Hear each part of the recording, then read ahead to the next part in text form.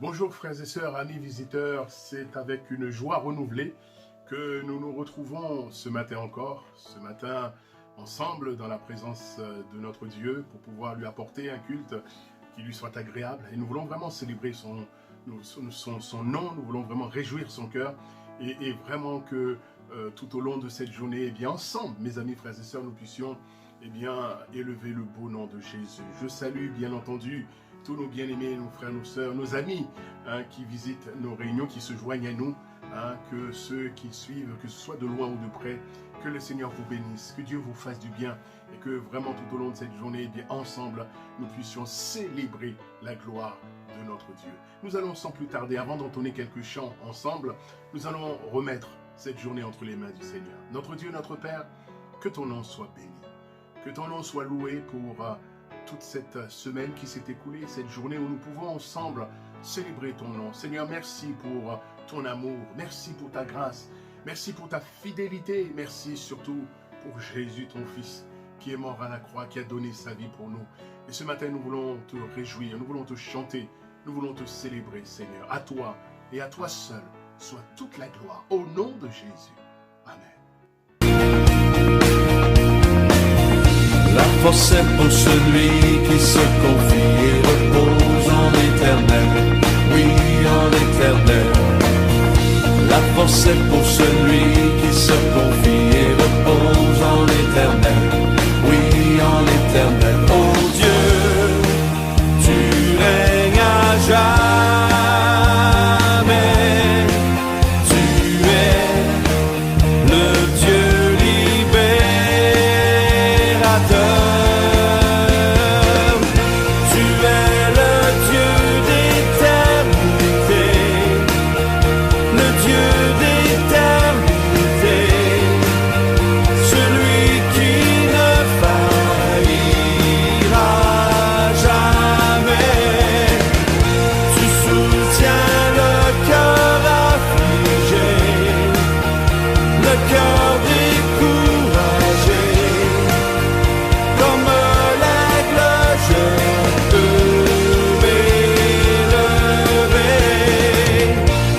C'est pour celui qui se confie et repose en l'éternel.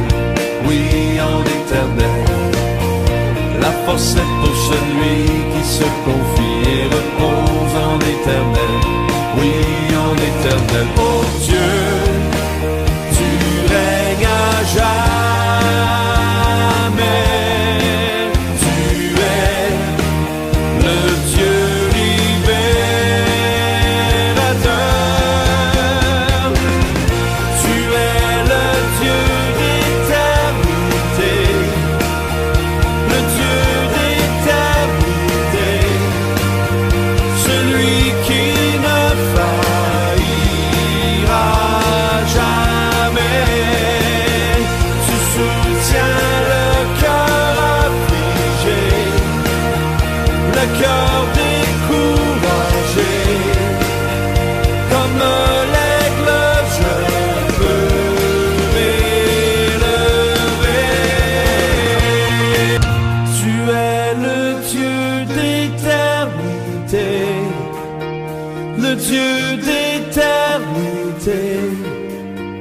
le Dieu d'éternité.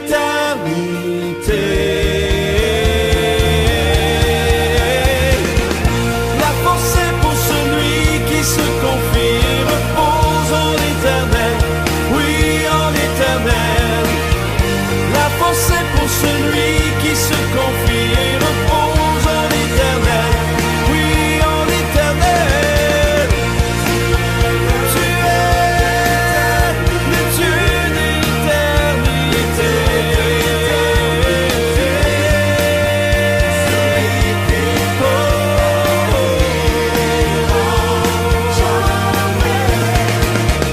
Tu soutiens le cœur affligé, le cœur découragé, comme l'aigle je peux m'élever.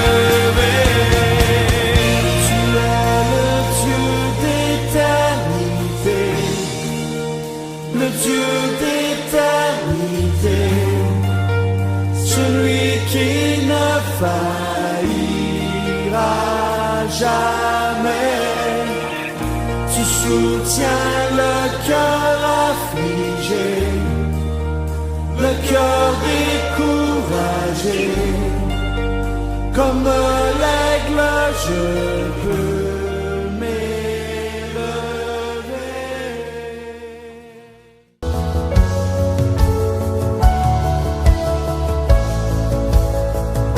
Tout ce que j'ai grâce à Jésus.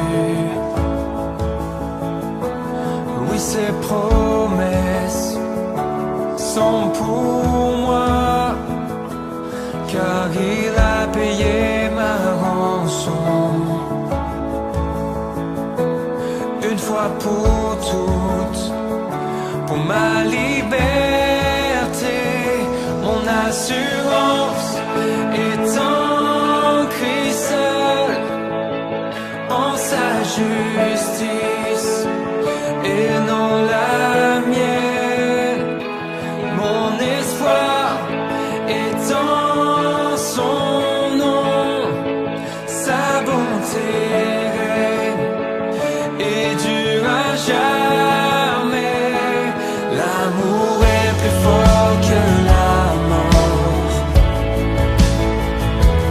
Tous mes péchés sont sans puissance, et j'avance par ta faveur.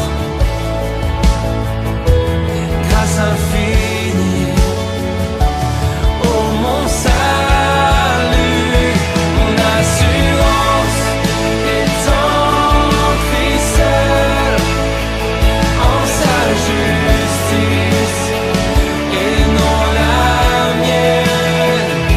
Et mon espoir est en son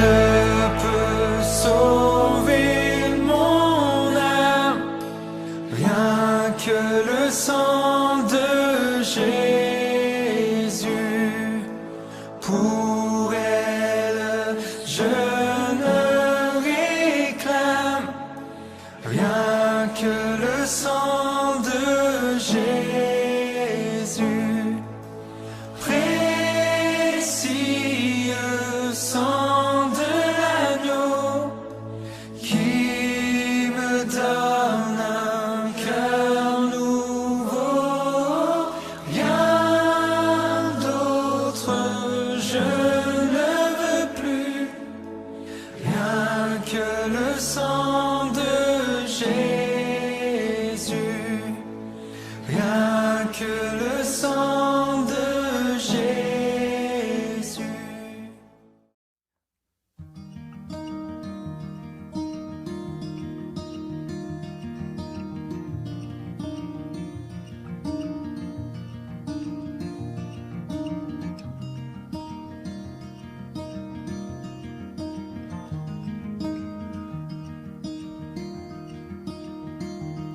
Si la lune me glace et le soleil menace, Créateur des étoiles, mon secours est en toi. Si mes larmes ruissellent et que mon pas chancelle,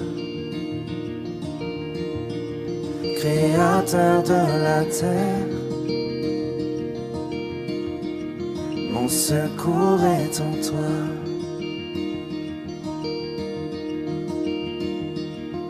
Je lève les yeux vers les hauts sommets. Toi seul est mon Dieu, je proclamerai. Toi seul est ma force, toi seul me restaure, mon secours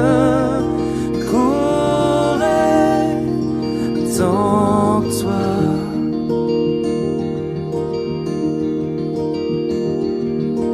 Toujours tu me portes, jamais tu ne dors, mon secours est en toi.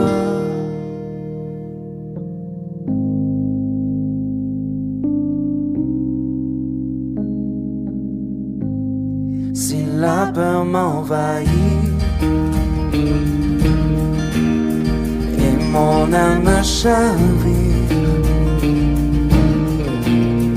Créateur de la vie, mon secours est en toi.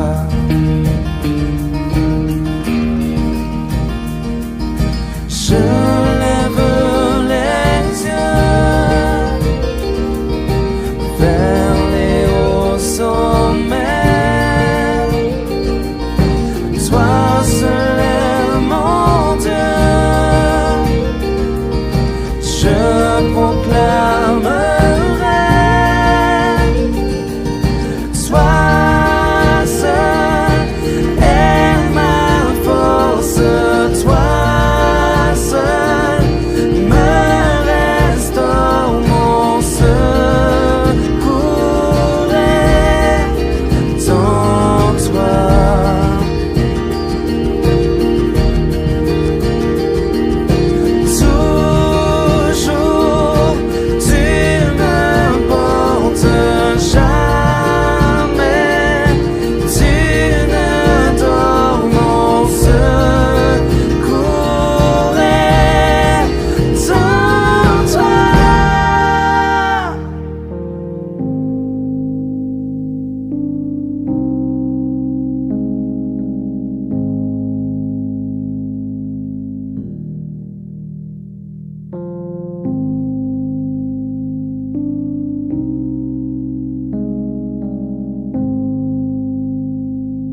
Ta victoire, mon espoir, ton chemin, mon destin, ton salut, mon refuge, tout est en toi. Ta victoire, mon espoir, ton chemin, mon destin, ton salut, mon refuge, tout est en toi.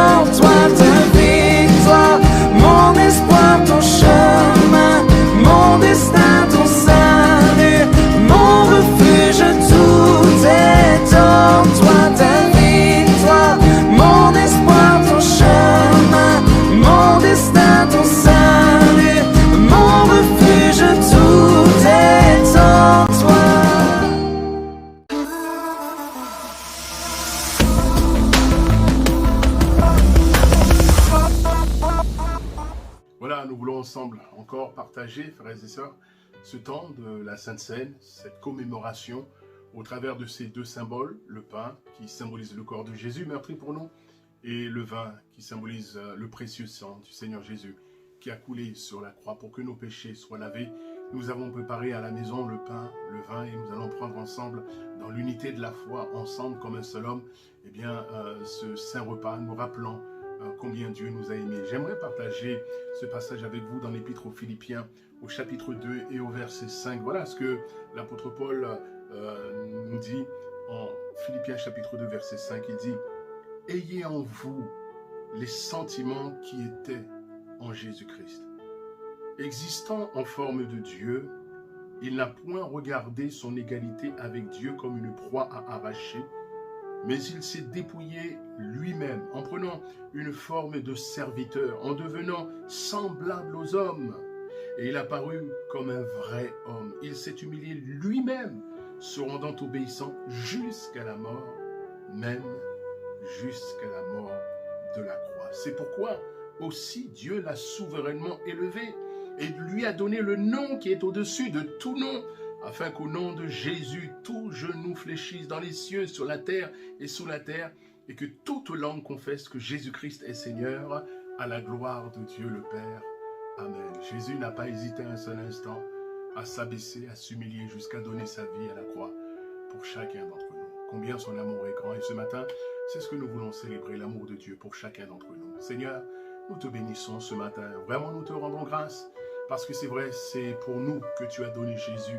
C'est pour nous qu'il a donné sa vie à la croix. Par amour pour nous, il a porté nos péchés, Seigneur. Il a supporté notre condamnation. Et merci pour ta grâce dans nos vies. Merci pour l'œuvre de la croix. Merci pour le tout accompli. Seigneur, nous bénissons ton nom ce matin. Et mon âme te loue, mon âme t'adore, Père. À toi soit toute la gloire. Merci pour Jésus. Merci pour le salut. Merci de nous avoir réconciliés avec toi-même par ton Fils Jésus-Christ. Nous te bénissons ce matin. Au nom de Jésus. Amen. Quand la mer semble agitée, quand les flots veulent m'inonder, je ne sais plus où aller. Dans la tempête, tu es ma paix, tu es ma paix.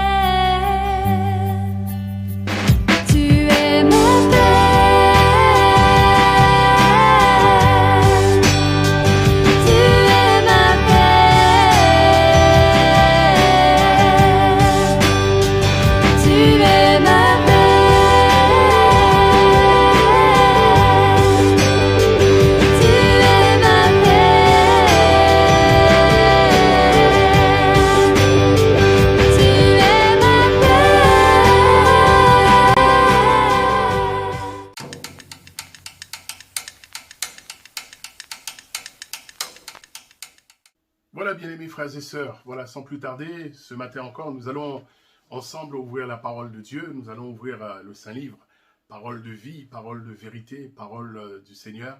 Et ensemble, eh bien, nous allons nous mettre à l'écoute du conseil de Dieu pour chacun d'entre nous. Et ce matin, le titre du message que j'ai eu à cœur de partager avec vous est celui-ci. Non, Dieu ne nous trompera jamais. Je répète, non, Dieu ne nous trompera jamais.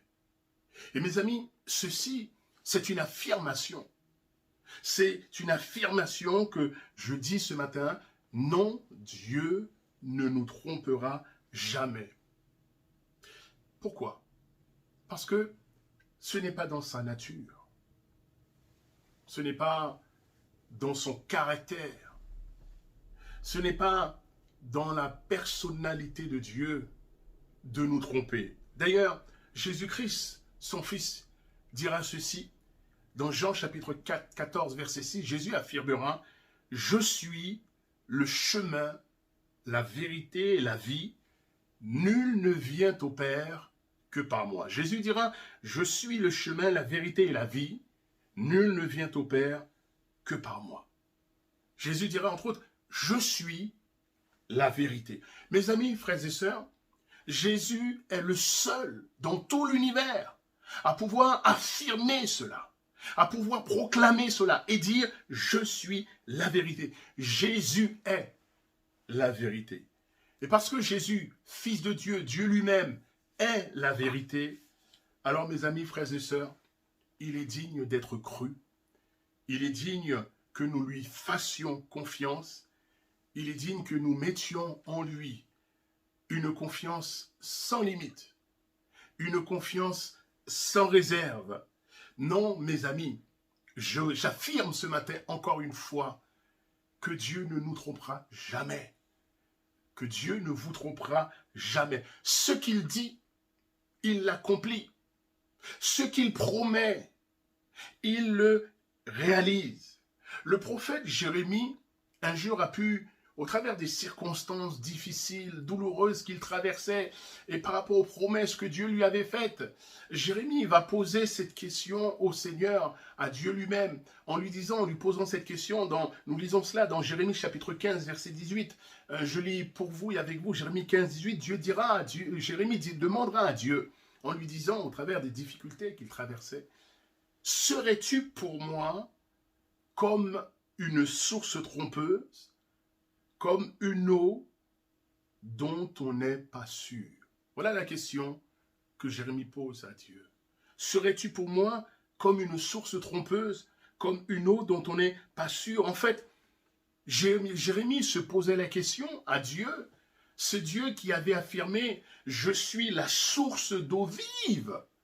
Et Jérémie pose cette question à ce Dieu-là et il demande à Dieu, toi qui as dit que tu es la source d'eau vive, est-ce que tu ne serais pas devenu une source trompeuse?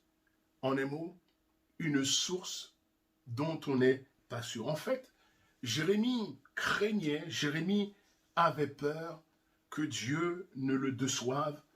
Il avait peur que Dieu ne le trompe pas. Et bien entendu, mes amis, frères et sœurs, la réponse est évidente. Non! Dieu n'est pas une source trompeuse. Dieu ne nous trompera jamais. Alléluia. Et c'est cela le Dieu de la Bible. Et c'est cela notre Dieu. Et c'est pour cette raison, mes amis, frères et sœurs, que Dieu est digne de confiance. Il est digne de toute notre confiance. Et ceci, même si, j'affirme, même si les circonstances voudraient nous faire croire le contraire, Dieu reste et Dieu demeure digne de toute notre confiance. David, le roi David, dira dans le psaume 25, verset 3, David déclarera « Tous ceux qui espèrent en toi ne seront point confus. » Tous ceux qui espèrent en toi, qui espèrent en Dieu, qui espèrent en l'Éternel, ne seront point confus. La Bible du Semeur nous dit, aucun de ceux qui s'attendent à toi ne connaîtra jamais la honte.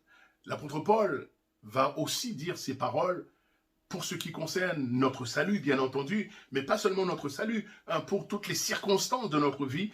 L'apôtre Paul dira dans l'Épître aux Romains, au chapitre 10, verset 11, l'apôtre Paul dira, « Quiconque croit en lui, croit en Jésus, quiconque croit en lui, ne sera point confus. » Alléluia. Quiconque met sa confiance en Jésus-Christ, Jésus qui est la pierre angulaire, Jésus qui est la pierre de l'angle, alléluia. Quiconque met sa confiance en Dieu ne sera point confus, parce que Dieu est digne que nous lui fassions confiance. Dans tous les domaines de notre vie, il est digne que nous lui fassions confiance. Et mes amis, ce matin encore, j'aimerais vous rappeler que Dieu ne vous trompera jamais. Dieu ne nous trompera jamais. Ses promesses sont certaines. Sa parole est certaine. Il est le Dieu certain. Et ce matin, pour illustrer cela, j'aimerais voir avec vous dans la parole de Dieu le récit d'un homme, le récit de David. David qui a traversé des circonstances bien particulières, difficiles, et tout au long de ces circonstances, David ne faillira pas dans sa confiance en Dieu. David, dans ces circonstances qu'il va vivre, qu'il va traverser, et au-delà, dans toutes ces circonstances, David ne manquera pas de manifester la confiance qu'il a en son Dieu. Et Dieu va justifier, Dieu va lui rendre justice par rapport à cette confiance qu'il a osé placer en l'Éternel. Nous lisons ce récit dans le deuxième livre de Samuel, au chapitre 15, et nous allons lire à partir du verset 7 à 16 dans un premier temps. Deuxième livre de Samuel, chapitre 15, à partir du verset 7 à 16. Il y aura d'autres lectures. De Samuel, chapitre 15, verset 7 à 16. Voilà ce que nous pouvons lire. Il est dit, « Au bout de 40 ans, Absalom dit au roi, « Permets que j'aille à Hébron pour accomplir le vœu que j'ai fait à l'Éternel. Car ton serviteur a fait un vœu pendant que je demeurais à Guéshur en Syrie. J'ai dit, si l'Éternel me ramène à Jérusalem, je servirai l'Éternel. » Le roi lui dit, va en paix. Et Absalom se leva et partit pour Hébron. Absalom envoya des espions dans toutes les tribus d'Israël pour dire, quand vous entendrez le son de la trompette, vous direz, Absalom règne à Hébron. 200 hommes de Jérusalem qui avaient été invités accompagnèrent Absalom et ils se firent en toute simplicité sans rien savoir. Pendant qu'Absalom offrait les sacrifices, il envoya chercher de la ville de Guio Achitophel, le Guionite, conseiller de David. La conjuration devint puissante et le peuple était de plus en plus nombreux auprès d'Absalom. Quelques-uns vinrent informer David et lui dit, le cœur des hommes d'Israël s'est tourné vers Absalom, et David dit à tous ses serviteurs qui étaient avec lui à Jérusalem, levez-vous, fuyons, car il n'y aura point de salut pour nous devant Absalom, hâtez-vous de partir, sinon il ne tarderait pas à nous atteindre, et il nous précipiterait dans le malheur et frapperait la ville du tranchant de l'épée. Les serviteurs du roi lui dirent, tes serviteurs feront tout ce que tu voudras, mon seigneur, le roi. Le roi sortit, et toute sa maison le suivait, et il laissa 10 concubines pour garder la maison. Au verset 32, toujours du chapitre 15, il est dit, au verset 32, « Lorsque David fut arrivé au sommet où il adora l'Éternel, voici Ishaï l'Archien vint au-devant de lui, la tunique déchirée et la tête couverte de terre. » 2 Samuel, toujours, chapitre 16, et nous allons lire le verset 15, verset 5 à 14, 2 Samuel, chapitre 16, verset 5 à 14. Voilà ce qu'il est dit. David était arrivé jusqu'à Bachurim. Et voici, il sortit de là un homme de la famille de la maison de Saül, nommé Shimei, fils de Guéra. Il s'avança en prononçant des malédictions, et il jeta des pierres à David et à tous les serviteurs du roi David, tandis que tout le peuple et tous les hommes vaillants étaient à la droite et à la gauche du roi. Shimei parlait ainsi, en le maudissant. Va-t'en, homme de sang, méchant homme. L'Éternel fait retomber sur toi tout le sang de la maison de Saül dont tu occupais le trône. Et l'Éternel a livré le royaume entre les mains d'Absalom ton fils. Et te voilà malheureux comme tu le mérites, car tu es un homme de sang. » Alors Abishai, fils de Tseoja, dit au roi, « Pourquoi ce chien mort maudit-il le roi mon seigneur? Laisse-moi, je te prie, aller lui couper la tête. » Mais le roi dit, « Qu'ai-je à faire avec vous, fils de Tseoja? S'il maudit, c'est que l'Éternel lui a dit, maudit David. Qui donc lui dira pourquoi agis-tu ainsi? » Et David dit à Abishai et à tous ses serviteurs, « Voici, mon fils qui est sorti de mes entrailles en veut à ma vie, à plus forte raison, ce Benjamite. Laissez-le et qu'il maudisse, car l'Éternel le lui a dit. Peut-être l'Éternel regardera-t-il mon affliction et me fera-t-il du bien en retour des malédictions d'aujourd'hui. » David et ses gens continuèrent leur chemin. Shimei marchait sur le flanc de la montagne près de David, et en marchant, il maudit, il jetait des pierres contre lui, il faisait voler la poussière. Le roi et tout le peuple qui était avec lui arrivèrent à Agéphim, et là, ils se reposèrent. Amen. Allons couvrir nos fronts et prions encore, si vous le voulez bien. Demandons encore au Seigneur de nous assister par son esprit, car sans lui, nous ne pouvons rien faire. Tendre Père Céleste, nous sommes ce matin encore à l'écoute de ta parole et nous te prions de nous accompagner par ton esprit. Seigneur, je prie vraiment afin que par le Saint-Esprit, que ce matin tu visites nos cœurs, tu visites les cœurs, chaque famille, chaque foyer, chaque ami qui ce matin est à l'écoute de ta parole. Seigneur, que tu as dit que ta parole ne reviendra jamais à toi sans avoir accompli son effet, accompli ta volonté. Seigneur, visite les cœurs ce matin. Fais-toi connaître encore, Seigneur. Affermis, Père, au nom puissant de Jésus. Amen. Ce récit, mes amis, est rempli de rebondissements. Dans le contexte, nous voyons que David, bien qu'il soit roi, David est un homme en fuite. Pourquoi? Il est un homme en fuite parce que son fils, Absalom, a fomenté un putsch, a fomenté effectivement un coup d'État dans le but de renverser David, son père. Et voyez-vous, dans cette situation de coup d'État d'Absalom contre son père David, dans cette situation, nous pouvons dire et remarquer que le comportement de David est remarquable. Et ce comportement est remarquable à bien des égards. David est remarquable dans la confiance, malgré la situation. Il est remarquable dans la confiance qu'il va placer dans le Seigneur, dans l'Éternel, et ce, mes amis, malgré les circonstances qu'il est en train de vivre. Tout d'abord, nous voyons qu'à l'annonce de l'approche de Salomon et de son armée, qui marche contre Jérusalem pour renverser le roi David, pour faire un coup d'État, eh bien, nous voyons que David va prendre la décision de fuir. Oui, de fuir. Cette attitude est assez étonnante de la part de David. Parce que nous le savons, mes amis, frères et sœurs, David est un homme courageux. David est un homme aguerri et avec lui, autour de lui, il a quand même des soldats hors pair.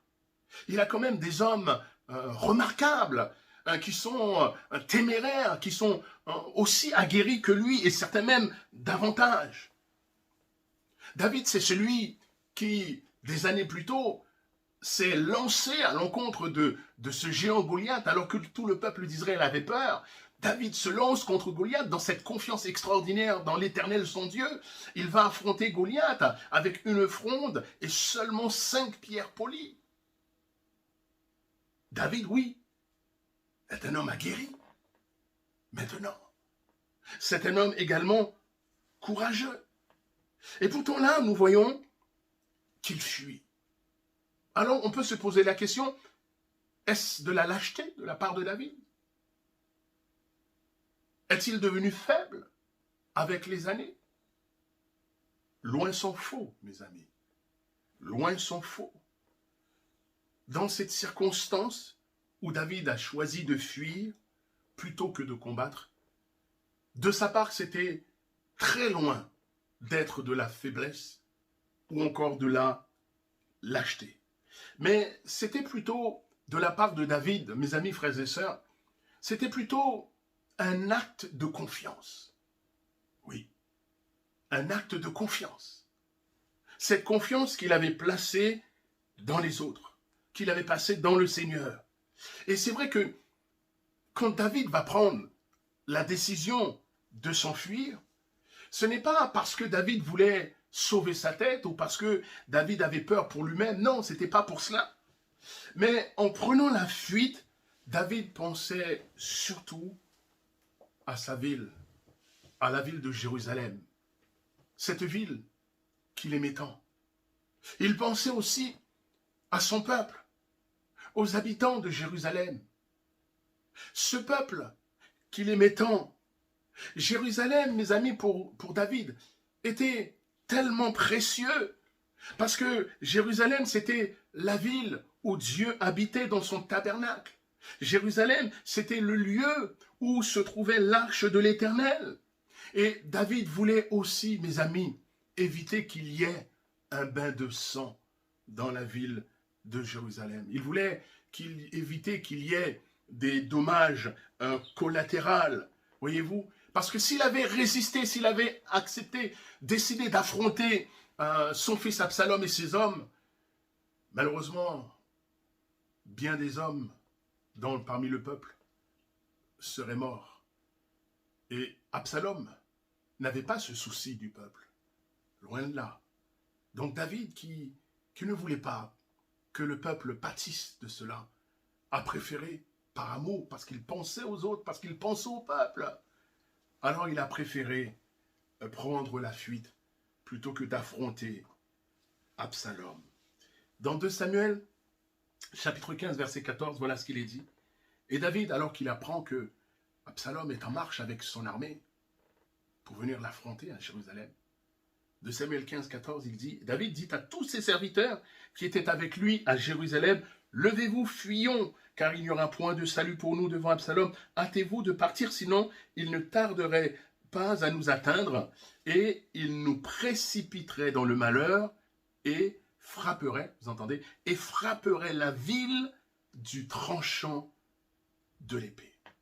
Et David voulait absolument éviter cela au peuple de Jérusalem, aux habitants de Jérusalem, parce qu'il pensait à eux. Il ne voulait pas que dans cette confrontation, dans cet affrontement, que des innocents périssent, que le peuple périsse.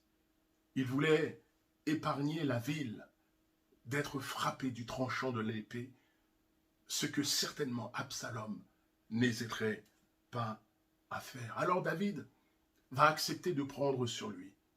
David va placer sa confiance en Dieu. Il part. Pourquoi?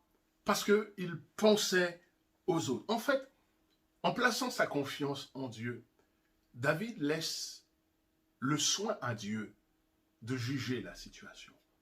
Il laisse au Seigneur lui-même, eh bien, effectivement, de considérer la situation et de décider lui-même. La Bible dit, et David le savait, la Bible dit que Dieu est un juste juge. La Bible ira même jusqu'à dire que le trône de Dieu, la base du trône de Dieu, c'est la justice et l'équité. Voyez-vous, pourtant dans cette situation, ce que David va vivre est assez douloureux et aussi assez difficile. Parce qu'il vit un soulèvement, il vit un coup d'État. Un coup d'État qui plus est fromonté par son fils Absalom. Ce fils qu'il a accueilli, ce fils à qui il a pardonné, ce fils qu'il a nourri. Et voilà que maintenant, eh bien, il se lève contre lui. Et voyez-vous, David va accepter de partir. En un mot, David accepte le rejet. Il accepte d'être rejeté. Il accepte le mépris. Il accepte la honte, non pas qu'il soit d'accord avec cette situation, mais en fait, David se remet entre les mains du Seigneur. David fait confiance à Dieu. Il fait confiance au Seigneur. Il lui confie la situation. Et en fait, il laisse, écoutez bien, il laisse à Dieu le soin de gérer cette situation. Situation ô combien difficile, ô combien douloureuse pour lui, ô combien injuste. Mais néanmoins, David laisse dans sa confiance au Seigneur, il laisse à Dieu le soin de gérer cette situation. Et mes amis, frères et sœurs, je voudrais m'arrêter un instant. C'est ce dont nous avons besoin d'apprendre, vous et moi. Mon frère, ma sœur, ce matin, c'est ce que tu as besoin d'apprendre. En fait, apprendre à laisser Dieu gérer. Apprendre à laisser Dieu gérer tes frustrations. Apprendre à laisser Dieu gérer tes situations douloureuses. Apprendre à laisser à notre Seigneur gérer les situations que tu estimes comme une situation injuste. Tu dois apprendre à laisser Dieu gérer ces situations. Apprendre à lui faire confiance. Et voyez-vous, mes amis, pour enfoncer le clou, alors que David est en fuite, la Bible nous dit que va apparaître sur la scène de l'histoire un certain Shimei, fils de Guéra, qui était de la parenté de Saül.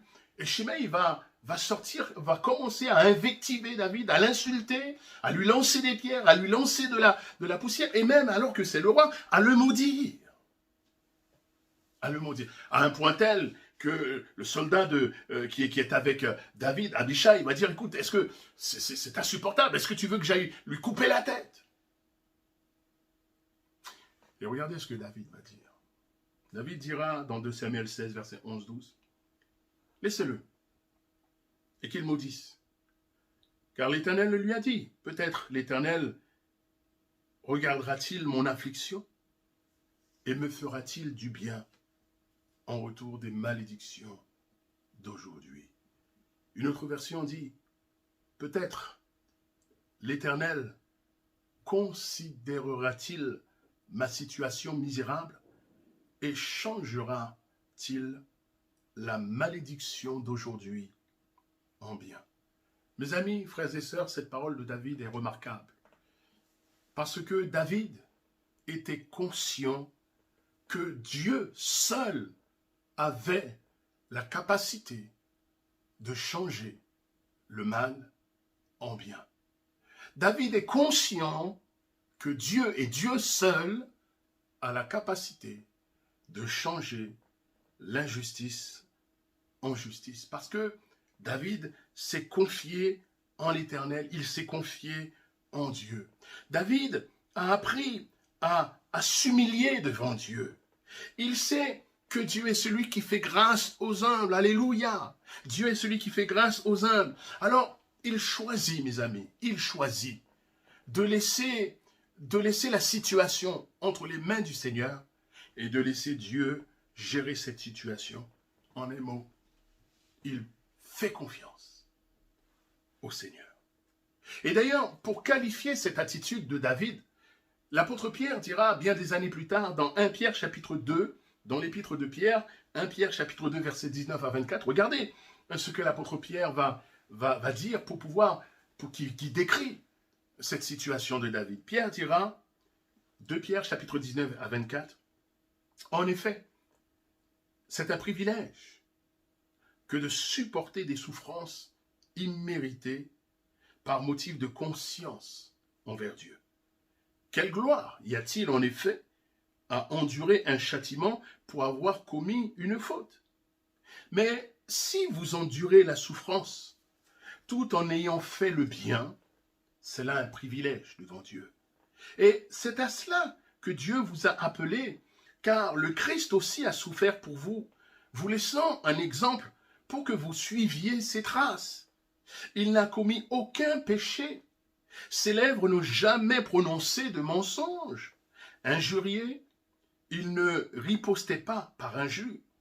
Quand on le faisait souffrir, il ne formulait aucune menace, mais remettait, écoutez bien, remettait sa cause entre les mains du juste juge. Alléluia.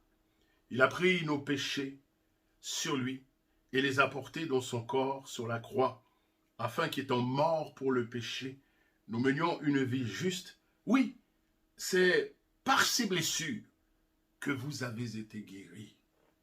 Amen. Alléluia. Mes amis, c'est vrai, nous devons le reconnaître. Humainement parlant, personne n'aime souffrir l'injustice. Et vous savez, à l'époque de David, ce qui régnait, c'était œil pour œil et dent pour dent. Et malgré cette tendance œil pour œil, dent pour dent, David a choisi de laisser Dieu agir. David a mis sa confiance en le Seigneur, en l'Éternel. Et il a choisi de laisser Dieu gérer la situation. Voyez-vous. Parfois, c'est vrai. Selon les circonstances, parfois il faut réagir, bien entendu. Mais aussi parfois, et bien souvent, il faut, mes amis, laisser Dieu agir. Laisser le Seigneur agir. Ce n'est pas évident. Ce n'est pas évident de considérer l'injustice qui peut nous être faite. Ce n'est pas évident de considérer que cette injustice est une grâce qui nous est faite. C'est vrai que nous ne pouvons pas toujours, mes amis, éviter l'injustice. Et bien que nous ne la recherchions pas, parfois elle vient à nous sans que nous l'ayons cherchée. C'est une réalité, mes amis. Mais la Bible nous invite, frères et sœurs, la Bible nous invite à suivre l'exemple de Jésus. La Bible nous invite à suivre l'exemple que Jésus lui-même nous a laissé. Il a supporté l'injustice en mourant sur la croix, et heureusement qu'il a accepté cela, qu'il a supporté cela.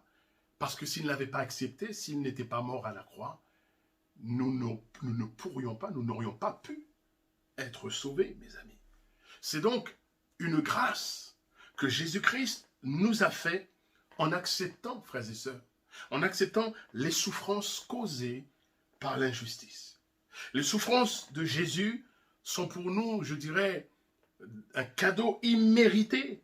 C'est bien la signification de la grâce. La grâce, c'est un bienfait, c'est une faveur de Dieu imméritée, que nous ne méritions pas, que personne ne méritait. Et Jésus-Christ a accepté cela. Il nous a fait cette grâce.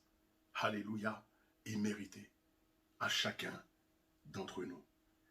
Face à l'injustice, la confiance en Dieu, face aux situations difficiles, douloureuses, injustes, la confiance en Dieu est capable de nous protéger de bien des fléaux. Face à l'injustice, mes amis, aux situations douloureuses, difficiles, la confiance en Dieu protège notre cœur. La confiance en Dieu protège notre cœur de l'amertume. Protège notre cœur de la rancune, de la haine, de la méchanceté, de l'aigreur. En fait, frères et sœurs, lorsque nous choisissons, malgré les difficultés, lorsque nous faisons le choix de faire confiance au Seigneur, alors la confiance en Dieu nous permet de surmonter la souffrance. De surmonter la souffrance. Le fait d'apprendre à tout remettre entre les mains de notre Dieu nous permet de canaliser les situations et non pas de les subir. Et bien souvent, au travers de la confiance, mes amis, c'est aussi, au travers de l'épreuve, c'est aussi une façon pour Dieu de tester la confiance que nous mettons en lui. C'est ce qu'il dira au peuple d'Israël dans le livre du Deutéronome chapitre 8, versets 2 à 3. Dieu dira ceci au peuple d'Israël. « Souviens-toi de tout le chemin que l'Éternel ton Dieu t'a fait parcourir pendant ces 40 années dans le désert, afin de t'humilier et de t'éprouver pour savoir quelles étaient les dispositions de ton cœur et si tu garderais ou non ses commandements.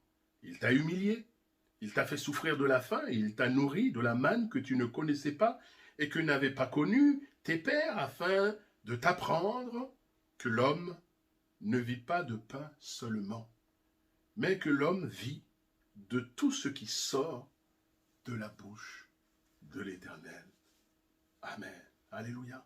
En fait, mes amis, Dieu permet les épreuves afin de faire grandir, oui, afin de faire grandir notre confiance en lui.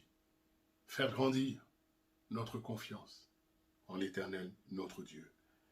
David nous apprend ce matin, frères et sœurs, dans ce récit, que parfois, lorsque l'injustice nous semble trop lourde, trop difficile à supporter, David nous apprend ce matin que lorsque parfois la situation nous semble peut-être insupportable, il nous apprend ce matin, frères et sœurs, que Dieu est le seul qui soit capable de changer le mal en bien.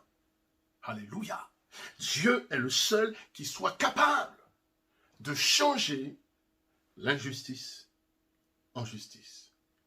L'apôtre Paul ira même jusqu'à dire dans l'Épître aux Romains, chapitre 8, verset 28, et l'apôtre Paul dira que Dieu, je paraphrase, que Dieu est capable de faire concourir toutes choses au bien de ceux qui aiment Dieu. Dieu est capable de faire concourir toutes choses au bien de ceux qu'il aime, de ceux qui sont appelés selon son dessein. Voyez-vous?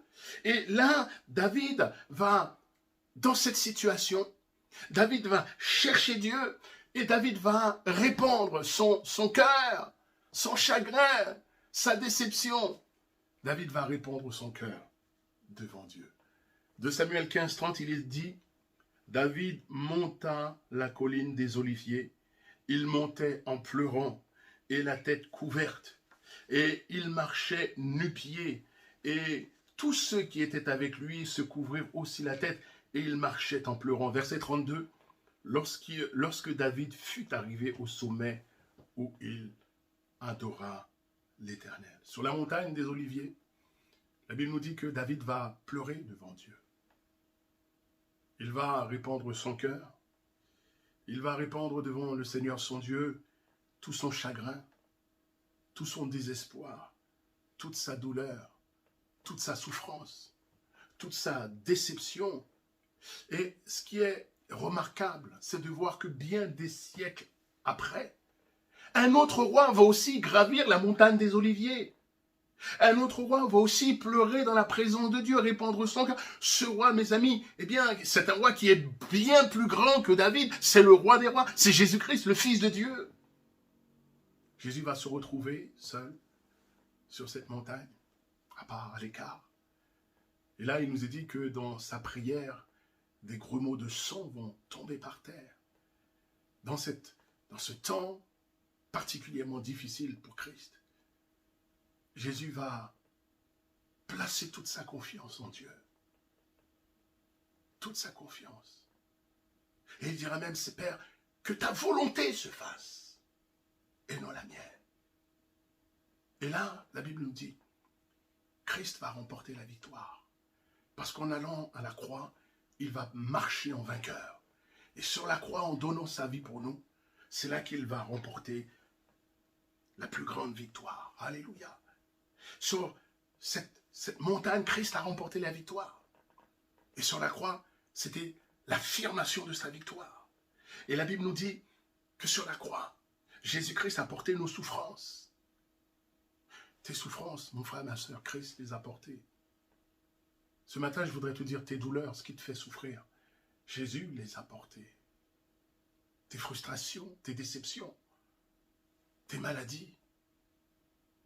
Tout cela, Jésus les a portés à la croix. Non seulement Jésus les a portés, mais Jésus-Christ en a triomphé. Christ a remporté la victoire. Jésus, mes amis, frères et sœurs, est pour nous. Alléluia. Jésus est le grand vainqueur. Le prophète Isaïe dira dans Isaïe 53, versets 3 à 5, qu'il était blessé pour nos péchés, brisé pour nos iniquités. Et dans cette situation et dans toute sa marche sur cette terre, mes amis, frères et sœurs, jusqu'au moment les plus extrêmes, Jésus-Christ n'a cessé de manifester sa confiance en Dieu, son Père. Il s'est remis et il a remis toutes choses entre les mains de Dieu, son Père. Il désirait que la volonté de Dieu se fasse. Il a porté nos souffrances, il a porté nos douleurs et il a remporté, mes amis, pour nous, eh bien, la victoire. Christ est vainqueur, écoutez bien, de toutes nos situations. Alléluia! Mon frère, ma soeur, quelle que soit ta situation, j'aimerais te dire ce matin que Jésus-Christ a déjà remporté la victoire sur cette situation que peut-être tu vis ou que tu traverses. Là, dans la présence de Dieu, dans la prière, David va aussi, dans l'adoration, David va aussi remporter la victoire. David va se soumettre à la volonté de Dieu, même si la situation était douloureuse, même si la situation était difficile, Dieu va lui faire grâce et Dieu va lui donner la victoire. Et d'ailleurs, David lui-même va rendre témoignage de cette situation qu'il a rencontrée, qu'il a traversée avec Absalom, son fils. Il va donner ce témoignage dans le psaume 3, devant psaume 3, versets 3 à 4, David qui rend témoignage de cette situation. Psaume 3, versets 3 à 4, David dira, écoutez bien, « Combien disent à mon sujet plus de salut pour lui auprès de Dieu. Mais, alléluia, mais toi, ô Éternel, tu es mon bouclier, tu es ma gloire, et tu relèves ma tête. Alléluia. David, après avoir dit à Dieu, tu es mon bouclier, celui qui me protège, celui qui me garde, et il dira à Dieu, tu es ma gloire, tu es ma gloire. Alléluia. Absalom, avec ses soldats, avec ses hommes, pensait avoir pris la gloire de David. C'est vrai, ils lui ont pris pour un temps son trône, son palais, ses femmes, sa ville, son pays. Mais mes amis, ils se sont trompés de cible. Alléluia. Et ils se sont trompés de cible parce que Dieu lui-même était la gloire de David. La gloire de David ne reposait pas sur son trône, sur son palais, sur ses femmes, sur sa ville, sur son pays. La gloire de David reposait en Dieu. Alléluia. Reposait en l'Éternel, son Dieu. Parce que c'était Dieu lui-même qui était sa gloire. Et j'aimerais m'arrêter quelques instants avec nous ce matin et nous poser cette question, mes amis. Qu'est-ce qui fait notre gloire aujourd'hui? Est-ce notre position sociale? Est-ce notre argent, notre maison, notre travail, nos compétences? Bien que, c'est vrai, toutes ces choses-là, mes amis, peuvent nous réjouir. Mais il faut savoir une chose, toutes ces choses peuvent partir très vite. Toutes ces choses peuvent partir très vite. Hier, en faisant les courses, dans une grande enseigne, alors que j'attendais à la caisse, alors les gens étaient en train de discuter comme cela. Et il y a une dame qui, parlant de la situation du confinement actuel, cette femme nous disait, vous savez monsieur, moi je sillonnais le monde de par mon métier, de par ma profession, je sillonnais le monde. Je rencontrais les grands de ce monde de par mon entreprise. Et aujourd'hui, à cause du confinement, mon entreprise s'est fermée, je me suis retrouvé au chômage. Et cette femme disait, eh bien maintenant, tout ce que je pouvais faire auparavant, je ne peux plus le faire. Maintenant, je n'ai quasiment plus rien. j'étais obligé de quitter mon appartement et j'étais obligé de retourner vivre chez mes parents parce que je ne pouvais plus supporter les charges. Mes amis, la Bible nous dit que toute chose sur cette terre passera. Le seul qui demeure, c'est Christ, c'est Dieu. Le seul qui demeure, c'est la parole de Dieu. Tout ici-bas passera un jour, mais seul Dieu demeure. Tout passera sur cette terre, frères et sœurs amis. Seule la parole de Dieu demeure, seul Jésus demeure. Et si Jésus est notre gloire, on ne pourra jamais nous l'ôter, on ne pourra jamais nous l'enlever, on ne pourra jamais nous le prendre. Alléluia. Si Jésus, mon frère, ma sœur, est ta gloire, si Jésus est notre gloire, la terre entière peut se lever contre nous. Elle ne pourra jamais nous enlever notre gloire. Qui est en Jésus-Christ? Qui est la personne de Jésus-Christ lui-même? Alléluia. Et ça, mes amis, c'est quelque chose d'extraordinaire. Extraordinaire. David, alors que le danger régnait autour de lui, alors que la menace était là, à tout moment, les hommes d'Absalom pouvaient le rejoindre et le mettre à mort. Alors que, pendant la nuit, David aurait pu être assassiné. David aurait pu avoir une nuit d'insomnie, une nuit où il ne trouve pas le sommeil. Mais on voit que David va trouver le repos, malgré la situation dangereuse qu'il vivait, qu'il traversait. David va trouver le repos en l'Éternel. Il le dira lui-même toujours dans le psaume 3. Il dira, loin de connaître l'insomnie, mais il se confie en Dieu. Dans le psaume 3, verset 6-7, il dira, « Je me couche et je m'endors. Je me réveille, car l'Éternel est mon soutien. » Alléluia. Je me couche, parce qu'il a confiance en Dieu. Et je m'endors. Je me réveille, car l'Éternel est mon soutien. Je ne crains pas les milliers de personnes qui m'assiègent de toutes parts. Parce que David a confiance en Dieu. Il sait que Dieu est là. Il sait que Dieu le garde. Il sait que Dieu le protège. Celui qui ne dort ni ne sommeille est celui qui le garde. Combien de fois vous avez des frères et sœurs qui paniquent, qui ont peur, qui ont l'impression que... Non, mes amis, si tu étais confiant en Dieu, si tu mets en lui sa confiance, le Dieu qui ne dort ni ne sommeille est celui qui te garde. Alors tu peux te reposer en lui. Tu peux te reposer en lui. David dit, moi je me couche et je m'endors. Je m'endors en paix. Et je me réveille parce que Dieu me garde. Gloire à Dieu. C'est tellement important, mes amis, de placer, d'apprendre dans toutes circonstances, dans toute situation, à placer sa confiance en Dieu. L'histoire pour David se termine bien. Parce que la Bible nous dit que David va revenir à Jérusalem et Dieu va affirmer sa royauté, il va retrouver son trône.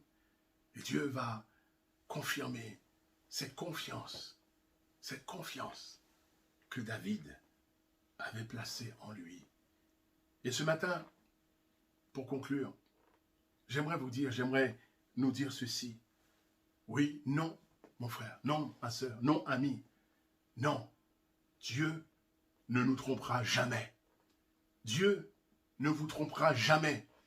Vous avez raison de placer votre confiance en l'Éternel, notre Dieu. Vous avez raison de placer, nous avons raison de placer, mes amis, frères et sœurs, notre confiance dans la personne de Jésus-Christ, le Fils de Dieu et Dieu lui-même. Peut-être, les circonstances voudraient ce matin te faire croire le contraire. Peut-être que ce matin, les circonstances que tu vis, les circonstances que tu traverses, voudraient te faire douter de cette confiance que tu as décidé de placer en l'Éternel. Alors j'aimerais te dire, mon frère, ma sœur, tiens ferme. Tiens ferme dans ta confiance en Dieu. Tiens ferme dans ta confiance dans la parole de Dieu. Tiens ferme dans ta confiance en Jésus-Christ, le Fils de Dieu. Alléluia. C'est toi qui as raison. de faire confiance à notre Dieu. Peut-être que ce matin, tu vis une situation douloureuse, difficile, insupportable. Mais ce matin, David nous montre le chemin. Et le chemin, c'est le chemin de la confiance en Dieu. C'est ce chemin d'apprendre et d'apprendre encore et toujours, quelles que soient les circonstances, à réellement faire confiance à notre Dieu. Cette confiance, elle se développe dans notre communion avec Dieu. David a cherché Dieu. Elle se développe dans la prière. Elle se développe dans la présence de Dieu. Et dans la présence de Dieu, Dieu fait grandir. Dieu nous affermit notre foi. Et nous apprend chaque jour à lui faire davantage confiance. Oui. Ceux qui se confient en l'Éternel ne seront point confus. Ce même David écrira dans le psaume 34, au verset 6, après avoir dit « J'ai cherché l'Éternel et il m'a délivré de toutes mes frayeurs ». David dira, psaume 34, verset 6, « Quand on tourne vers lui, vers Dieu, quand on tourne vers lui les regards, on est rayonnant de joie. Et le visage, alléluia, et le visage ne se couvre pas de honte. Alléluia. Et je terminerai avec cette parole du prophète Jérémie, que nous lisons dans le livre de Jérémie au chapitre 17, verset 7, lui qui au départ avait dit, poser cette question à Dieu, serais-tu pour moi une source trompeuse? Jérémie dira dans Jérémie 17, verset 7, béni soit l'homme qui se confie dans l'Éternel et dont l'Éternel est l'espérance. Vous entendez, écoutez bien. Vous voyez, on voit qu'il a grandi, il a progressé, il dira, béni soit l'homme qui se confie en l'Éternel et dont l'Éternel est l'espérance. Il est comme un arbre planté près des eaux et qui étend ses racines vers le courant. Il n'aperçoit point la chaleur quand elle vient et son feuillage reste vert dans l'année de la sécheresse. Il n'a point de crainte et il ne cesse de porter du fruit. Oh, gloire à Dieu. Ceux qui se confient en l'Éternel ne seront point confus.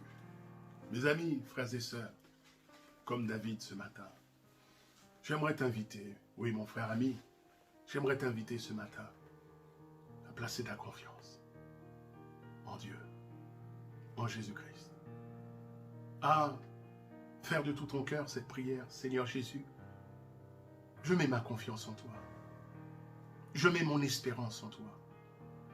Dans toutes les situations que je peux vivre, je peux traverser, Seigneur, je fais le choix de mettre ma confiance en Jésus-Christ. Seigneur, aide-moi, chaque jour de ma vie, à marcher avec cette confiance en toi.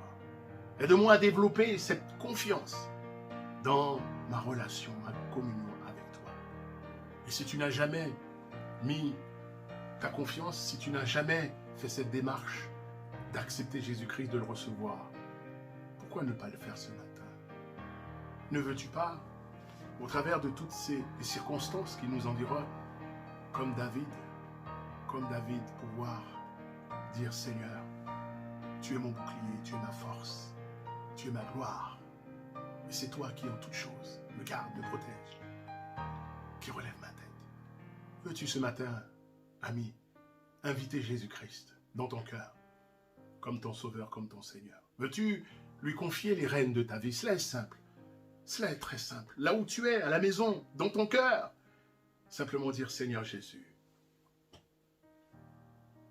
j'ai entendu ta parole ce matin.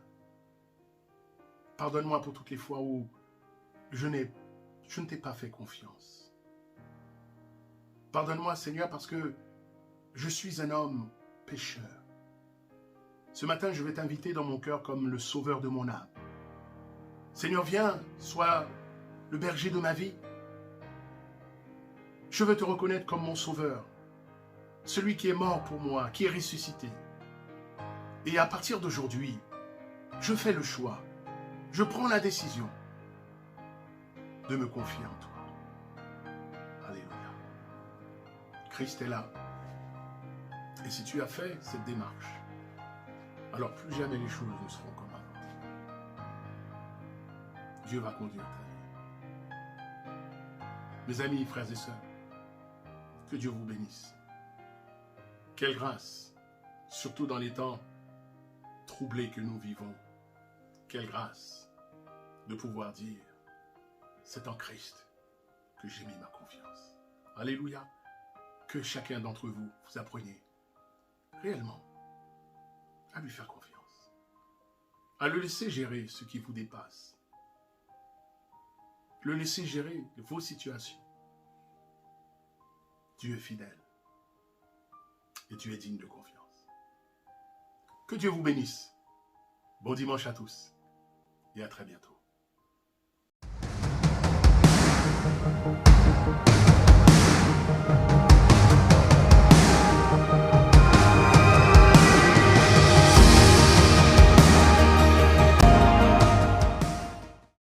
Voilà mes amis, quelques annonces avant de pouvoir terminer la réunion, terminer pour ce temps. Donc rappelez bien entendu que tous les mercredis soirs à 20h30, à partir de 20h15, 20h20, vous pouvez vous connecter à 20h30.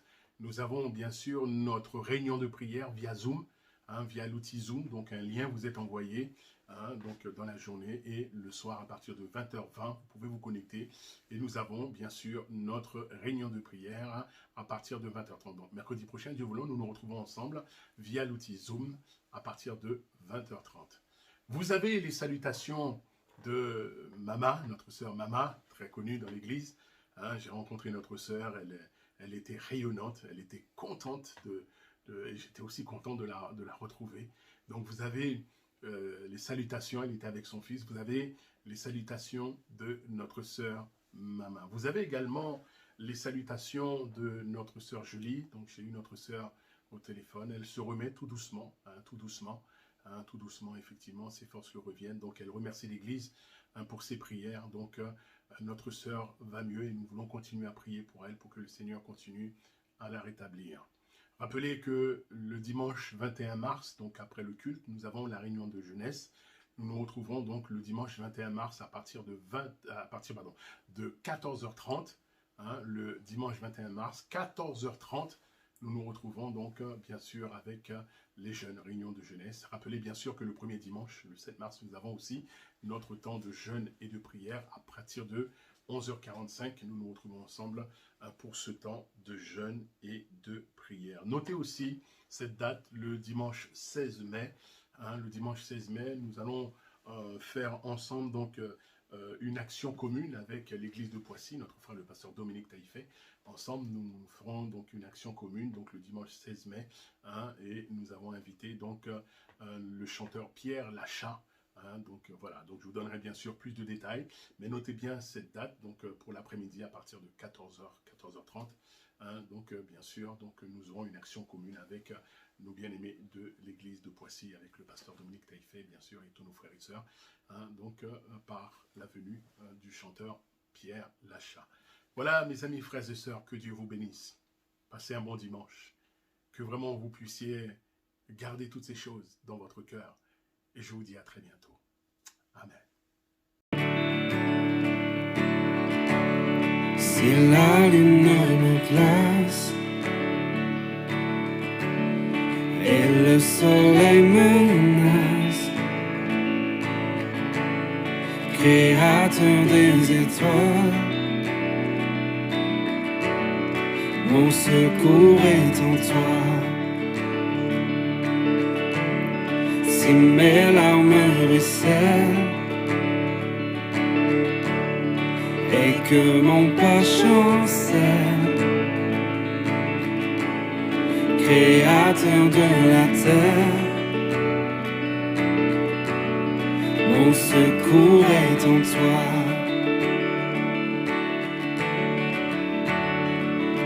Je